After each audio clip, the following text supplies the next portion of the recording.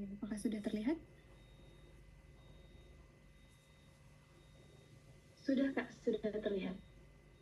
Baik, Bismillahirrahmanirrahim. Assalamualaikum warahmatullahi wabarakatuh. Selamat sore bunda-bunda semua, para calon orang tua dan rekan-rekan sekalian. Seperti yang sudah dikenalkan oleh moderator, namun izinkan saya perkenalkan diri kembali. Nama saya Anu Wulandari, saya seorang bidan, klinisi, dan sekarang sedang menempuh pendidikan magister di Unpad. Mungkin pada kesempatan kali ini saya diberi amanah nih dari Bidan Membantu untuk menyampaikan dan sharing terkait deteksi dini kelainan genetik sebagai upaya proteksi kesehatan jangka panjang anak. Oke, pada kesempatan ini kita akan membahas beberapa topik, diantaranya yaitu apa itu kelainan bawaan atau kongenital itu sendiri, kemudian bagaimana sih cara mendeteksinya, kemudian kita juga akan belajar bersama-sama mengoptimalisasi buku KIA atau buku kesehatan ibu dan anak. Kemudian juga kita akan membahas sedikit terkait kepatuhan imunisasi. Nah, sebenarnya untuk kebijakan screening bayi baru lahir ini sudah memiliki payung peraturan yang cukup kuat di Indonesia ini, di mana dia telah diatur dalam Undang-Undang Nomor 17 Tahun 2023 sebagai upaya kesehatan bayi dan anak, termasuk screening bayi baru lahir dan juga screening kesehatan lainnya. Nah, ini juga dipertegas melalui peraturan pemerintah nomor 28 di tahun 2024, di mana screening kesehatan ini bertujuan untuk mendeteksi secara dini untuk kelainan bawaan. Pada dasarnya, sebenarnya rencana screening bayi baru lahir ini sudah direncanakan sejak lama di Indonesia, yaitu sejak adanya Permenkes 25 dan Permenkes 78 di tahun 2014. Nah, namun sepertinya pelaksanaannya memang belum maksimal, sehingga pada tahun 2023 kemarin itu pemerintah akhirnya mengeluarkan peraturan Menteri Kesehatan nomor 3 di tahun 2023, di mana screening bayi baru lahir ini dijadikan sebagai tarif pelayanan kesehatan yang bisa dikategorikan sebagai syarat untuk klaim BPJS gitu.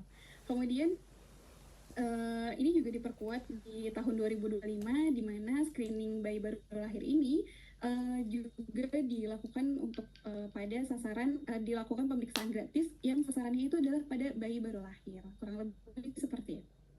Lalu kenapa sih screening ini tuh penting gitu untuk kita lakukan? Jadi kalau misalkan berdasarkan data di Indonesia itu angka kematian bayinya itu masih cukup tinggi. Mungkin kalau kita lihat sekilas di sini dari tahun 95 sampai 2020 itu memang terjadi penurunan.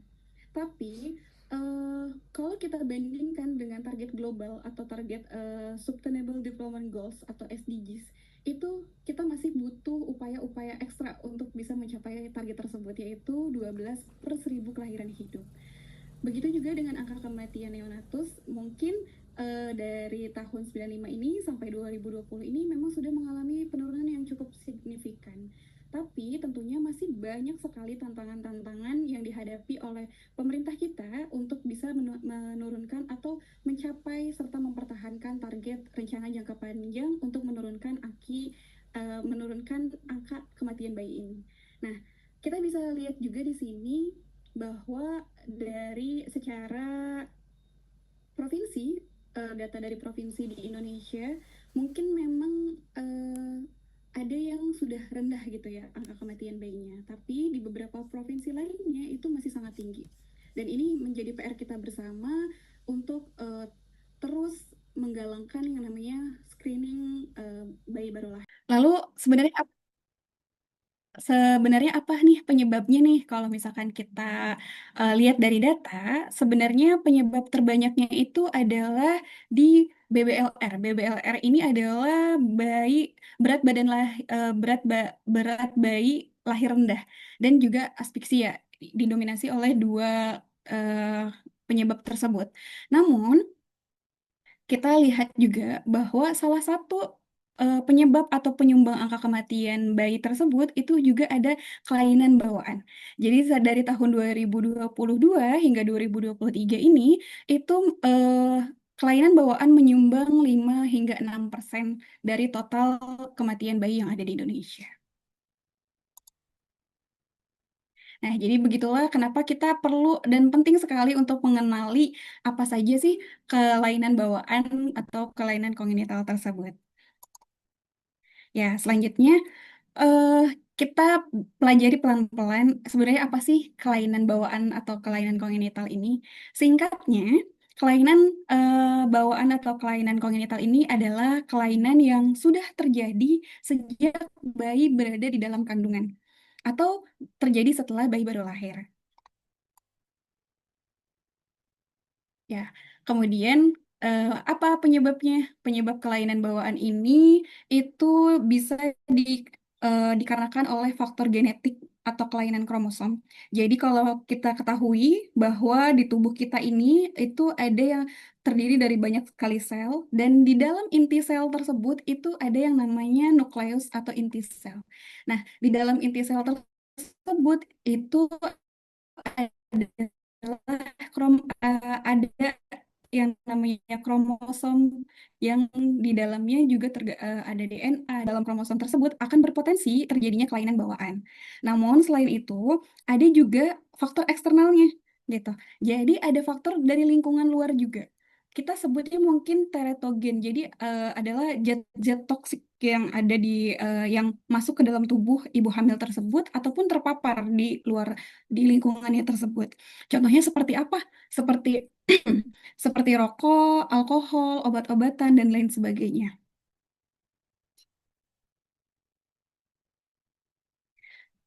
Baik, kemudian kita coba kenalin satu persatu nih, apa ya bentuk kelainan bawaan itu gitu.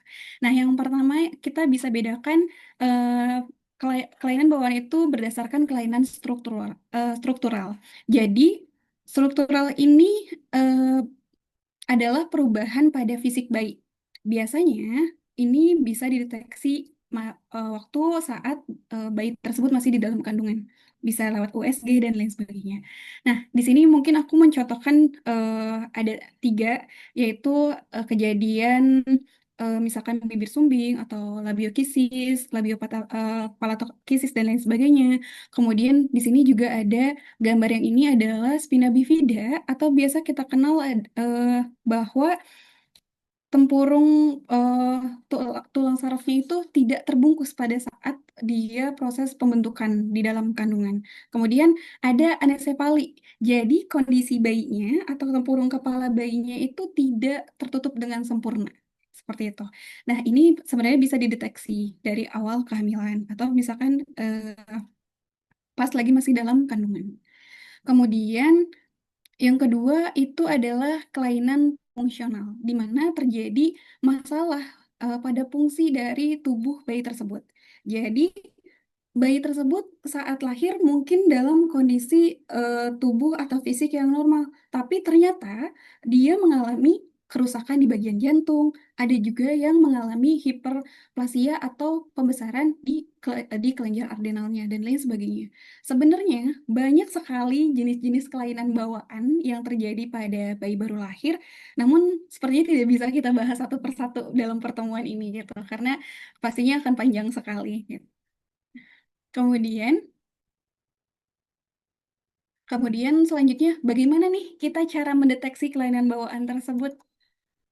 Jadi, Bunda-Bunda, yang perlu diketahui bahwa memang beberapa kelainan bawaan itu bisa dideteksi sejak dalam kandungan.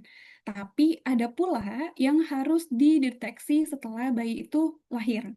Nah, biasanya untuk deteksi yang di dalam kandungan ini, itu dia jenis kelainannya struktural. Jadi, yang fisik tadi, kurang lebih seperti itu. Nah, bagaimana cara mendeteksinya? Yaitu kita bisa mendeteksi USG dari awal kehamilan. Usahakan memang dari trimester 1 kita sudah melakukan USG. Karena kenapa?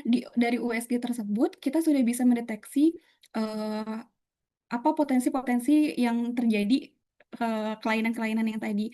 Dan biasanya dan di sekarang ini Kemenkes juga menyarankan untuk USG di trimester 2 dan juga trimester 3 untuk terus memantau pertumbuhan dan juga perkembangan pada bayi di dalam kandungan. Kemudian ada inovasi terbaru yaitu yang namanya non-invasive prenatal testing. Mungkin bagi sebagian ini masih asing, tapi mungkin kalau teman-teman yang di rumah sakit atau klinik yang memang menyediakan non-invasive prenatal testing ini pasti sudah sering mendengar hal ini, gitu. Jadi di NIPT ini atau non-invasive prenatal testing ini tentunya dia tidak membahayakan janin di dalam kandungan karena yang diambil atau yang dites itu adalah darah ibu yang sedang mengandung. Jadi di situ kan sudah ada fetal DNA-nya dan juga udah ada maternal DNA-nya. Jadi kita bisa menilai atau bisa mengukur oh di sini ada kelainan kromosom atau tidak gitu. Jadi itu bisa dideteksi seawal mungkin, sedini mungkin, yaitu kurang lebih dari usia kehamilan 9 minggu sampai 14 minggu. Nah, kemudian bagi teman-teman atau bunda-bunda yang sekarang mungkin masih berjuang untuk mendapatkan keturunan, ataupun sedang menjalankan proses bayi tabung, nah sebelum embrio atau calon bayinya ini ditanamkan di rahim ibu, itu ada yang namanya bisa dilakukan yang namanya pre-implantasi genetic testing. Nah, di sini itu kita bisa mengetahui apakah ada kerusakan DNA dari calon embrio tersebut gitu. Jadi sebelum ditaruh di dalam rahim bisa dicek dulu, kurang lebih seperti itu.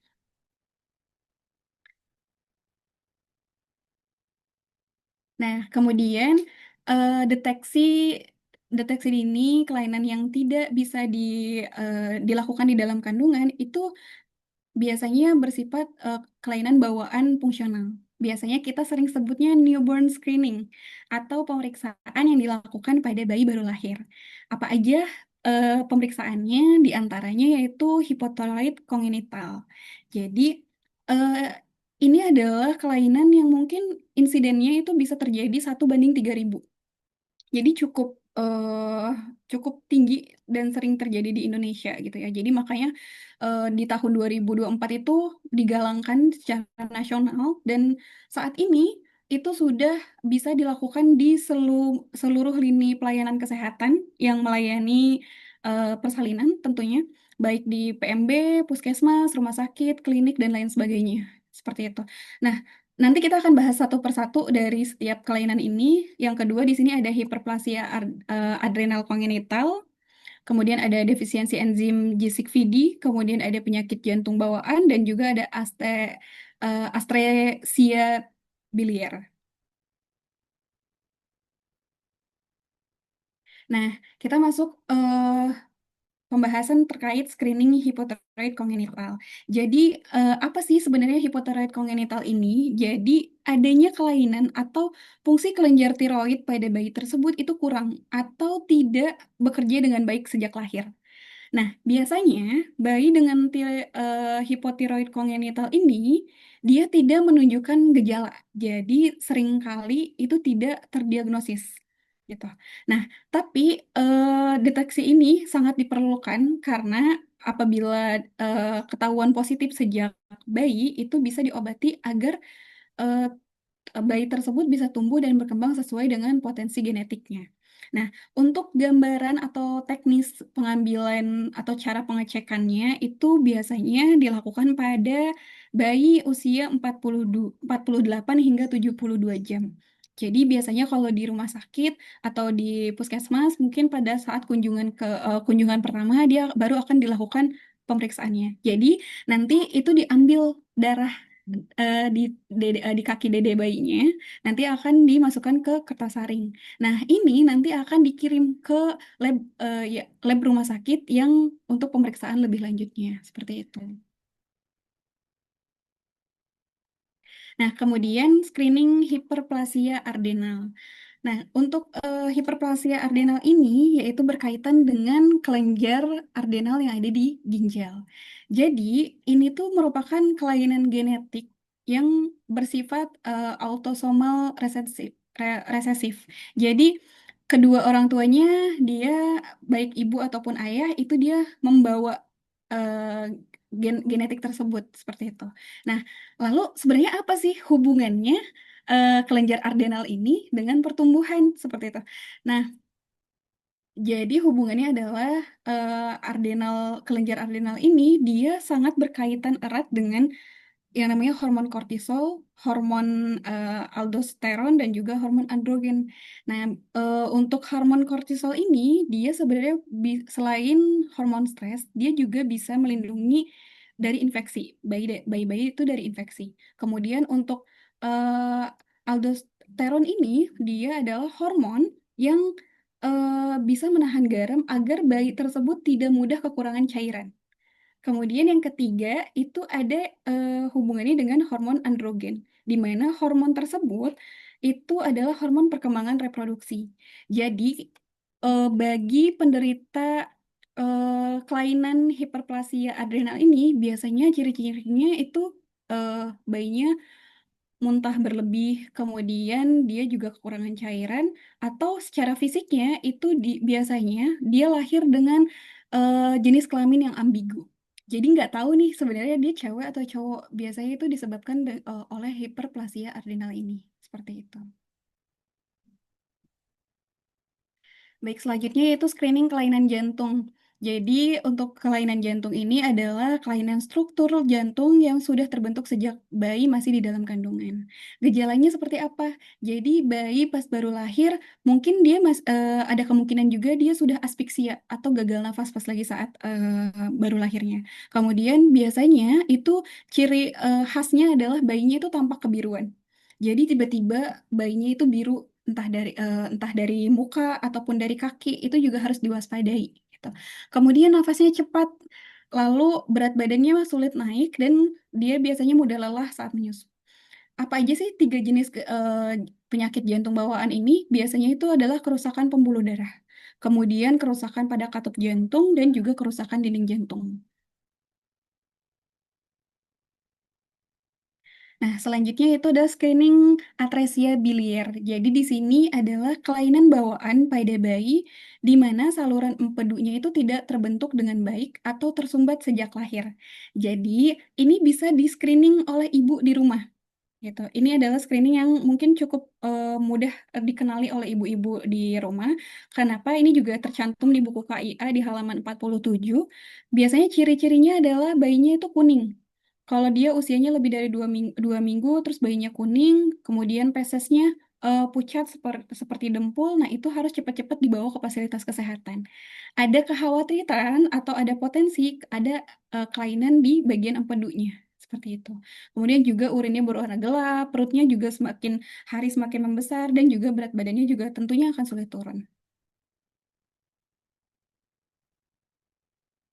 Nah, lalu bagaimana nih penanganannya untuk kelainan bawaan ini? Nah, untuk penanganannya sendiri, kelainan bawaan ini disesuaikan dengan jenis kelainan yang diderita oleh bayi. Jadi tentu kita harus screening dulu setelah diketahui bahwa adanya kelainan apa, nah baru kita antisipasi atau intervensi sesuai dengan kebutuhan dari bayi tersebut. Misalkan pada kejadian bayi lahir sumbing, nah itu perlu biasanya dioperasi atau pembedahan oleh dokter spesialis bedah plastik. Kemudian bagaimana dengan kelainan yang fungsional? Itu dapat dilakukan terapi sesuai yang diderita untuk mengatasi dan meringankan kondisi kelainan tersebut. Misalkan bagi memang dia terlahir sudah thalassemia, berarti butuh transfusi darah dan lain sebagainya. Dan perlu diketahui juga bahwa pengobatan hipotiroid dan juga kelainan adrenal tadi itu butuh pengobatan seumur hidup. Jadi memang perlu dipastikan dia benar-benar positif terjadinya kelainan tersebut atau tidak. Nah, berikut adalah pencegahannya. Gimana nih cara kita mencegahnya gitu. Nah, untuk ibu-ibu yang sedang program hamil atau ibu-ibu yang sekarang saat ini sedang hamil, itu pastikan ibu mengkonsumsi makanan yang seimbang dan bergizi. Tentunya, sebenarnya kehamilan ini bisa di-prepare atau disiapkan sejak 3 bulan sebelum merencanakan kehamilan, seperti dengan pemenuhan asam folat yang cukup, serta zat besi dan lain sebagainya. Kemudian saat hamil juga perlu dipantau kira-kira berat badan selama kehamilan ini saya normal atau enggak nih. Dan itu dipantau dari yang namanya IMT. IMT ini adalah indeks massa tubuh di mana merupakan status gizi ibu hamil. Jadi dihitungnya adalah berat badan sebelum ibunya hamil dan tinggi badan dalam meter. Jadi nanti mungkin ibu-ibu bisa coba hitung sendiri ya, apakah apakah tergolong yang kondisi kurus, normal, atau obesitas dan lain sebagainya gitu. Nah, normalnya kalau misalkan IMT-nya dalam batas normal, maka berat badan yang harus naik atau idealnya naik itu di sekitar 11,5 sampai 16. Nah, terkait nutrisi dan risiko metabolik anak ini, apa sih gitu sebenarnya? Jadi dari konsumsi yang ibu masukkan pada saat kehamilan tentunya akan berdampak pada bayi. Jika konsumsi gulanya berlebih, maka beresiko juga makrosomia dan lain sebagainya. Dan juga beresiko anaknya bisa jadi obesitas, berat badan bayinya juga lebih tinggi dan lain sebagainya. Untuk pencegahan lainnya, tentunya pasti harus berkonsultasi rutin dengan tenaga kesehatan, baik obgyn maupun bidan selama kehamilan, bebas mau di PMB ataupun di puskesmas dan juga rumah sakit. Kalau misalkan memang mau pemeriksaan yang lebih detail, boleh di rumah sakit. Kemudian ketika bayi lahir, jangan takut untuk melakukan screening, newborn screening tadi, karena beberapa waktu gitu di rumah sakit masih ada orang tua yang menolak untuk dilakukan screening tersebut gitu. Padahal kita sudah menjelaskan prosedurnya seperti apa, manfaatnya seperti apa gitu. Mudah-mudahan bunda-bunda yang di sini yang hadir saat nanti anaknya lahir itu memperbolehkan dan mengizinkan untuk dilakukan yang namanya newborn screening. Karena kan gratis juga ya Bunda ya. Jadi tidak perlu takut. Kemudian itu menghindari zat toksik dan yang dapat menyebabkan kelainan bawaan seperti alkohol, rokok, obat-obatan dan lain sebagainya. Kemudian tentunya imunisasi pada saat kehamilan ataupun sebelum kehamilan. Jadi biasanya kalau calon pengantin itu biasanya diimunisasi dulu. Nah, itu bisa salah satu upaya untuk pencegahan kelainan bawaan.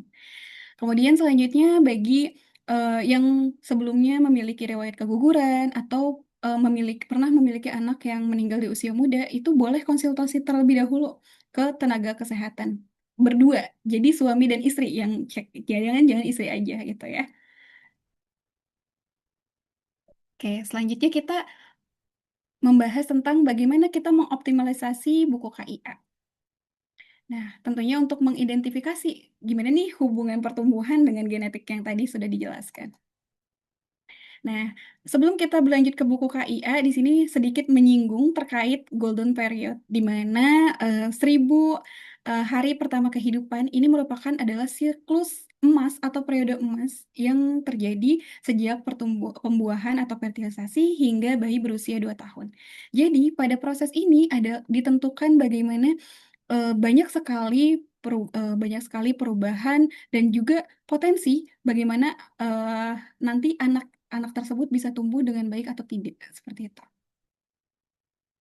Bahkan di dalam Al-Quran bagi yang beragama Islam hal ini juga banyak sekali dimention gitu ya. Banyak sekali dimention mulai dari surat Al-Baqarah ayat 233 di mana perintah menjaga nutrisi dan kesejahteraan anak sejak awal kehamilan itu sudah ditegaskan oleh Allah Subhanahu wa taala gitu ya.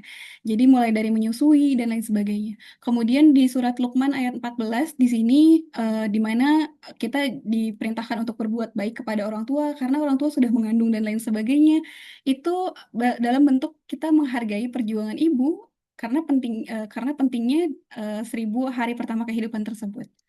Begitu juga dengan surat Al-Muminun ayat 12 dan sampai 16 di mana menjelaskan tentang proses penciptaan manusia berlangsung secara bertahap dan sangat terjaga sekali dan detail. Hal ini menunjukkan pentingnya kita sebagai insan tentunya untuk menjaga kesehatan anak atau bayi itu dari sejak dalam kandungan. Oke, nah teman-teman mungkin nanti kalau misalkan ada yang masih belum punya buku KIA, nanti mungkin saya akan share link buku KIA PDF-nya. Jadi nanti teman-teman bisa lihat-lihat atau sambil dicek gitu ya. Nah, di sini buku KIA ini bisa jadi salah satu early warning system. Jadi dia merupakan salah satu yang paling awal kita bisa memonitoring gitu tentang pertumbuhan dan perkembangan anak. Selain dengan mencatat berat badan, tinggi badan, lingkar kepala, serta riwayat imunisasi, juga dengan catatan perkembangan serta dokumentasi, dokumentasi perjalanan anak-anak anak-anak yang kita anak-anak kita itu. Nah, kita juga perlu mengenali red flag pertumbuhan. Jadi apa nih red flag? Jadi tidak hanya yang perlu kita waspadai adalah bagaimana apabila berat badan bayi itu stagnan atau tidak bertambah. Kemudian lingkar kepala yang ekstrim serta keterlambatan milestone atau motorik dari anak tersebut. Nah, apabila sudah ada red flag tersebut, itu kita sudah harus warning dan juga harus segera konsultasi. Nah, yang berikut adalah cara membaca kartu menuju sehat atau KMS. Ini juga sudah ada di buku KIA. Nah, untuk pengenalan awalnya adalah yang biru ini tentunya untuk anak laki-laki, yang pink ini adalah untuk anak perempuan. Nah, di sini di buku KIA juga sudah ada tabel pertumbuhan anak usia 0 sampai 2 tahun dan seterusnya di mana kita bisa memantau di sini diisi oleh tenaga kesehatan. Jadi nanti bunda-bunda kalau misalkan lagi ke posyandu, ih kayaknya ini belum diisi deh. Bilang aja sama bidannya, Bu Bidan ini sepertinya belum diisi gitu, minta tolong dibantu diisikan. Jadi kita bisa kontrol nih dari usia 1 hingga 24 bulan, idealnya berat badannya berapa. Ternyata, oh berat badannya waktu lahir cuma 2,2, oh berarti kan dia kurang ya gitu. Dan seterusnya. Oke, kemudian kita eh, berikut adalah penjelasan detail mengenai KMS atau Kartu Menuju Sehat. Kita yang perlu diwaspadai adalah pembacaan eh, garis-garis yang ada di tabel ini gitu ya. Karena ini mungkin agak berbeda dengan KMS yang sebelumnya. Nah, kalau misalkan dia di bawah garis merah, ada kemungkinan dia berpotensi untuk gizi buruk dan lain sebagainya. Kemudian kalau misalkan dia di atas garis kuning, itu dia berpotensi untuk obesitas atau berlebihan berat badannya. Jadi eh, intervensinya atau tindak lanjutnya seperti apa itu harus dirujuk. Biasanya kalau di puskesmas itu akan diminta untuk konsultasi ke bagian gizi. Lalu jika memang sudah tidak bisa tertangani, itu bisa kita langsung rujuk ke DSA atau dokter spesialis anak. Karena kapan aja yang harus dirujuk selain dari berat badan dan lain sebagainya itu apabila ada riwayat keluarga yang memang ada kelainan genetik itu sudah mulai harus dikonsultasikan. Kemudian ada keterlambatan bicara atau gerak itu juga harus dikonsultasikan. Kemudian biasanya bayinya tampak lemas atau sering sakit, berat badannya stagnan, dan itu juga harus segera dikonsultasikan. Nah, nanti kita akan bahas selanjutnya itu bahas untuk kolom yang di bawahnya. Nah, oke. Di bawah sini kita di sini untuk barisan yang paling atas ini adalah umur bayi. Kemudian yang kedua adalah bulan penimbangan. Jadi kapan bayi tersebut ditimbang gitu. Kemudian yang sini adalah berat badan aktualnya. Jadi pada saat penimbangan dia berapa kilo nih. Nah, KBM ini adalah kenaikan berat badan minimal. Nah, jadi dari usia 1 bulan, 2 bulan, 3 bulan ini tuh sudah ada standar atau ada kenaikan minimalnya. Jadi 800, 900 dan seterusnya. Nah, apabila tidak terjadi kenaikan atau ada terjadinya kenaikan, dia normal atau tidaknya. Nah, naik atau tidaknya berarti diisi di sini. N garis miring T, berarti dia naik nih. Oh, naik, berarti kita tulis N. Kemudian kalau misalkan tidak naik, misalkan di sini. Di sini gambarnya naik ya, kelihatannya gitu. 6 ke 6,5. Kalau misalkan sekilas dia memang naik, tapi ternyata setelah kita lihat di KBM ini, ternyata harusnya dia tuh naiknya 600 gram. Jadi kita kasih keterangan di sini ternyata dia tidak naik gitu, tidak mencapai batas kenaikan berat badan minimal tersebut. Nah, apabila B-nya ASI-nya eksklusif, maka di sini kita checklist. Kalau eksklusifnya full sampai 6 bulan, maka kita checklist sampai 6 bulan. Nah, Kebalikannya kalau di sini kan memang sudah jelas ya turun dari 6 kilo ke 5,5. Nah, berarti kita kasih keterangan juga dia tidak naik. Oke, untuk selanjutnya ini ada pemantauan pertumbuhan dan perkembangan. Ini biasanya mungkin akan dilakukan oleh tenaga kesehatan, di mana setiap per 3 bulan itu akan dilakukan evaluasi. Nah, evaluasi ini tentunya berkala ya, bisa dilakukan pada saat imunisasi, atau misalkan ibunya berinisiatif untuk ke klinik tumbuh kembang, itu bisa banget. Karena per 3 bulan itu kita bisa melihat nih, apakah ada kelainan atau ada apa berat badannya ini sangat turun atau sangat kurus dan lain sebagainya. Dan itu dari berat badan, tinggi badan, kemudian lingkar kepala, lingkar lengan dan lain sebagainya. Nah, untuk perkembangan itu sendiri itu bisa banyak sekali tools yang bisa digunakan dan ini biasanya sesuai dengan kebutuhan ataupun dan bisa dilakukan di fasilitas kesehatan ataupun di klinik tumbuh kembang. Oke. Kita ke materi terakhir yaitu kepatuhan imunisasi. Bunda-bunda, aku yakin pasti di sini kalau ngelihat tabel imunisasi, aduh kok banyak banget ya imunisasi sekarang gitu. Kalau kemarin misalkan masih dia cuman beberapa aja ya, karena pembaharuan sekarang itu imunisasi ini memang cukup banyak dan untuk di buku KIA sekarang ini itu sudah sangat detail dan sudah sangat komprehensif gitu ya. Jadi sudah sangat sistematik. Jadi mulai dari nol sampai booster itu sudah sangat sistematik. Jadi adapun di sini ini ibu-ibu sudah tahu juga ya apa saja imunisasinya, seperti pencegahan untuk imunisasi hepatitis, TBC, polio, difteri, dan juga rotavirus. Rotavirus itu adalah imunisasi untuk diare, kemudian PCP, mungkin yang masih agak asing mendengarnya, PCP ini untuk pneumonia, kemudian ada MR atau campak, dan booster. Dari booster ini juga dia ada DPT, polio, dan juga campaknya gitu. Nah, jadi harapannya dengan rutin mengimunisasi ini juga menjadi momentum untuk screening anak-anak kita gitu ya.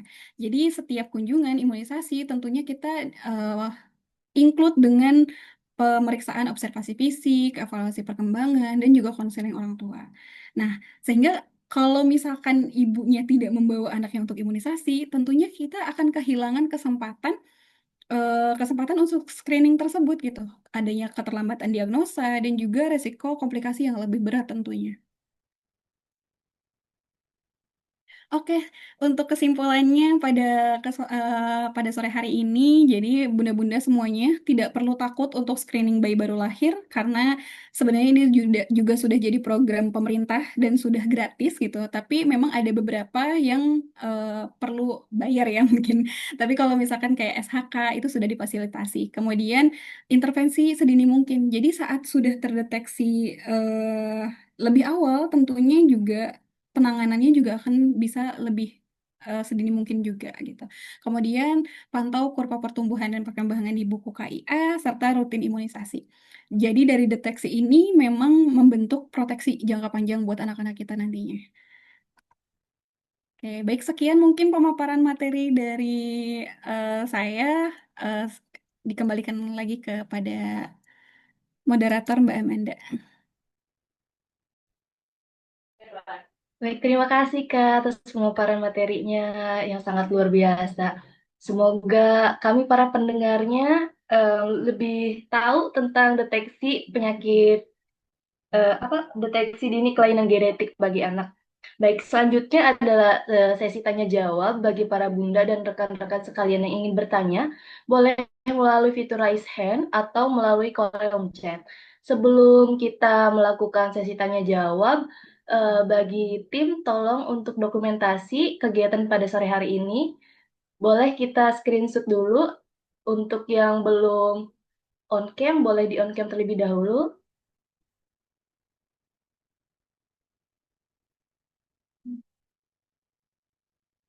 Baik, bunda-bunda boleh on cam terlebih dahulu.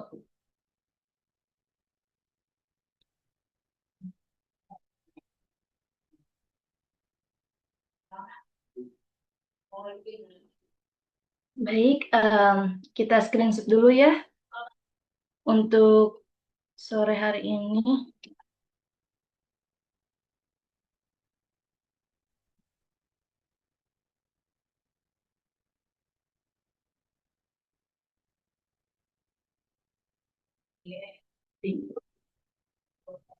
Sekali lagi ya Bunda.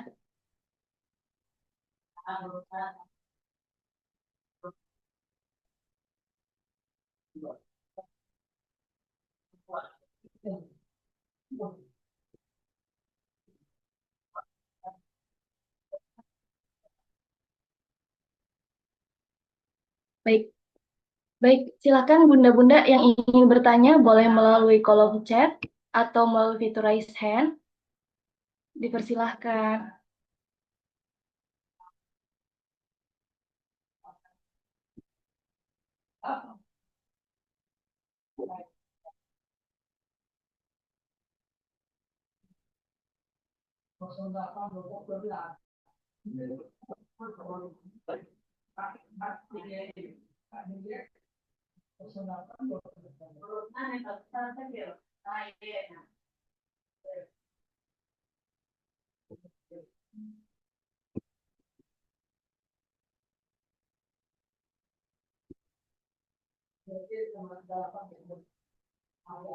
Sepertinya pada paham semua kayaknya Kak nih.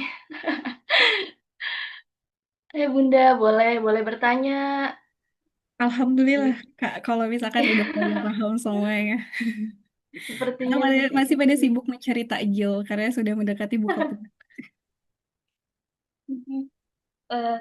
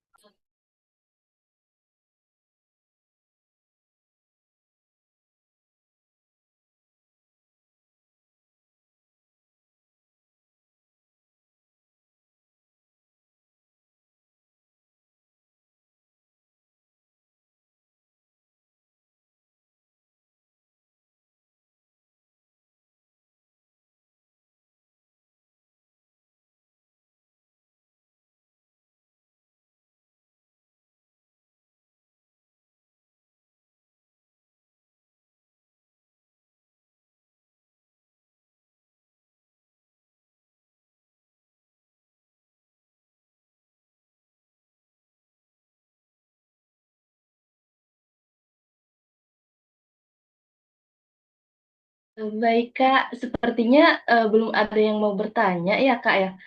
Saya sedikit berikan kesimpulan Kak untuk materi kita pada sore hari ini.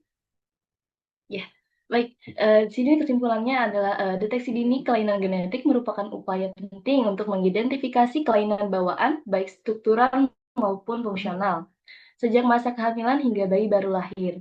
Nah, hal ini diperlukan karena banyaknya kelainan yang tidak menunjukkan gejala pada awal kehidupan, namun namun berdampak besar terhadap pertumbuhan dan perkembangan anak, terutama pada periode 1000 hari pertama kehidupan yang merupakan masa emas. Nah, oleh karena itu, deteksi dilakukan melalui pemeriksaan kehamilan secara rutin, pelaksanaan screening bayi baru lahir, pemantauan tumbuh kembang melalui buku KIA dan KMS, imunisasi rutin, sebagai momentum screening serta rujukan segera bila ditemukan tanda bahaya, sehingga anak dapat tumbuh dan berkembang sesuai dengan potensi genetiknya. Baik. Nih Kak, ada yang ingin bertanya Kak. Saya izin saya izin bacakan ya Kak ya pertanyaannya. Baik, di sini eh, Assalamualaikum, izin memperkenalkan diri. Saya Wiwin, salah satu mahasiswa kebidanan. Izin bertanya Kak, kapan sih periode paling rentan terjadinya kelainan bawaan dalam kehamilan? Boleh dijawab langsung atau mau ditampung terlebih dahulu Kak pertanyaannya? Oke, mungkin langsung dijawab aja ya Mbak Amanda. Baik. Terima kasih Mbak Wiwin atas pertanyaannya. Sangat luar biasa sekali ya. Jadi, untuk periode paling rentan terjadinya kelainan bawaan ini dalam kehamilan itu di trimester satu. Jadi, karena kenapa di trimester satu? Di trimester satu ini kan tentunya adalah proses di mana terjadinya pembelahan, pembentukan, dan juga pembentukan bakal janin dan lain sebagainya gitu. Jadi kalau misalkan dari awal trimester satu atau dari awal trimester satu ini sudah ada potensi untuk terjadinya kelainan genetik tersebut, tentunya akan sangat sulit sekali untuk dihindari gitu. Misalkan, jadi saat sudah terbentuk nih kelainan genetik di usia di trimester satu tersebut, maka untuk penanganan selanjutnya itu akan lebih sulit gitu. Karena memang sudah dari awal terbentuknya ada kerusakan dari genetiknya, ada kerusakan dari DNA-nya, dan juga ada tidak terbentuknya tidak terbentuknya secara sempurna gitu dari proses tersebut gitu. Jadi akan lebih rentan di trimester satu gitu. Mudah-mudahan menjawab ya Mbak Wiwin. Nah, namun izin sedikit menambahkan lagi, dan ini juga jadi salah satu reminder gitu kita sebagai perempuan gitu nantinya yang memang berencana untuk program hamil atau mempersiapkan kehamilan gitu. Memang dianjurkannya kita mempersiapkan atau memprepare diri kita itu memang jauh-jauh sebelum kehamilan itu terjadi gitu. Kalau misalkan kalau minimalnya itu mungkin 3 bulan ya, 3 bulan itu kita sudah prepare nih, mulai dari asam folatnya, dari zat besinya gitu. Jadi saat si sel telur dan sel sperma itu sudah bertemu gitu, saat dia ingin menempel di rumah, jadi rahim itu kan ibaratnya rumah untuk janin ya, itu tuh rumahnya udah prepare gitu. Jadi sudah sangat dan dari sel telur dan sel spermanya juga sudah pasti yang berkualitas dan bisa bertumbuh dan juga berkembang dengan baik. Mungkin dari aku eh, seperti itu Mbak Amanda. Mudah-mudahan menjawab ya Mbak Win. Terima kasih Kak atas penjelasannya. Semoga yang Kakak jelaskan bisa bisa paham bagi penanya dan kami semua para pendengarnya. Baik, yang ingin bertanya kembali silakan. Atau jika tidak ada pertanyaan sekarang, boleh tanyakan nanti pada saat di grup atau PC melalui kontak kami. Em, Sepertinya pada ini ya, pada paham semua, Kak.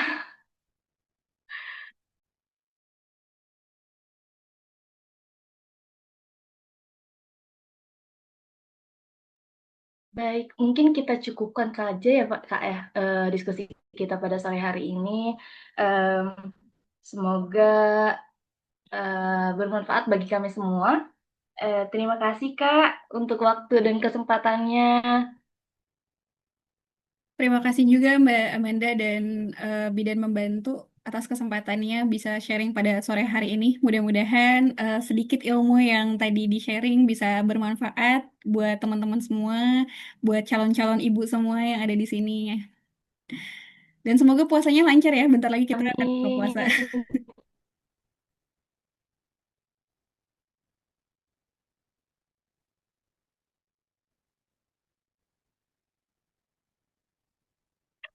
Betul Kak, pada war takjil kayaknya ya Kak. Kita tutup acara kelas. Baik, saya tutup Kak. Assalamualaikum warahmatullahi wabarakatuh. Baik, Waalaikumsalam warahmatullahi wabarakatuh.